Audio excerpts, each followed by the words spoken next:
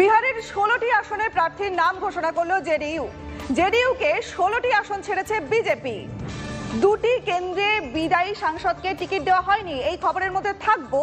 তবে তার আগে দেখে নেব আরো একটি গুরুত্বপূর্ণ খবর। আচ্ছা বেশ, তার আগে দেখে নিচ্ছি, এই খবরেই দেখে নেব জেডিইউকে 16টা আসন ছেড়েছে বিজেপি। দুটি কেন্দ্রে বিজয়ী সাংসদকে টিকিট দেওয়া হয়নি, তবে দল বদলে জেডিইউতে যোগ দেওয়া দু একবার প্রার্থী হয়েছে।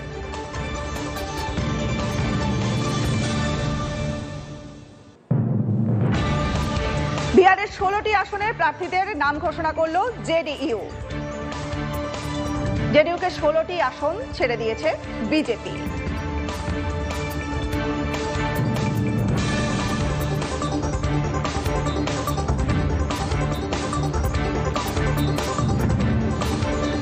বিহারের 16টি আসনের প্রার্থীদের নাম ঘোষণা করলো জেডিইউ।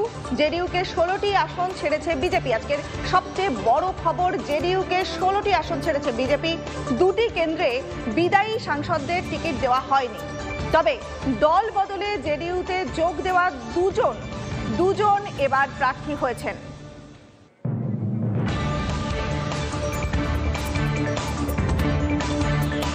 শাহজাহানের মতো শওকত মোল্লাকেও গ্রেপ্তারের দাবি আইএসএফ নেতা নওসাদের অভিযোগ, শাহজাহান মাস্টার মাইন্ড, কিন্তু দুর্নীতিতে শওকতও অন্যতম অভিযুক্ত। নওসাদ অভিযোগ করছেন যে শাহজাহান হলেন মাস্টার মাইন্ড, কিন্তু দুর্নীতিতে শওকতও কিন্তু অন্যতম অভিযুক্ত।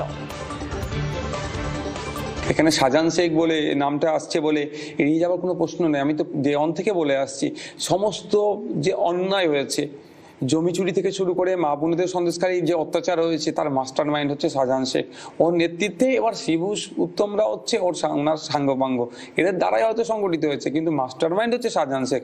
কোনো মতেই না তাকে বাইরে রাখা হয়। শুধু শাহজাহান শেখ নয়, এই ধরনের এখন যারা আছে, যারা 2021-এর পোস্ট পোল ভায়োলেন্সে যাদের নটোরিয়াস ক্রিমিনাল লিস্টে নাম আছে, যেমন শওকত মোল্লা থেকে শুরু আরো আছে, এদেরও বাইরে রাখা যাবে না। এ তো বারবার আমরা বলে আসছি।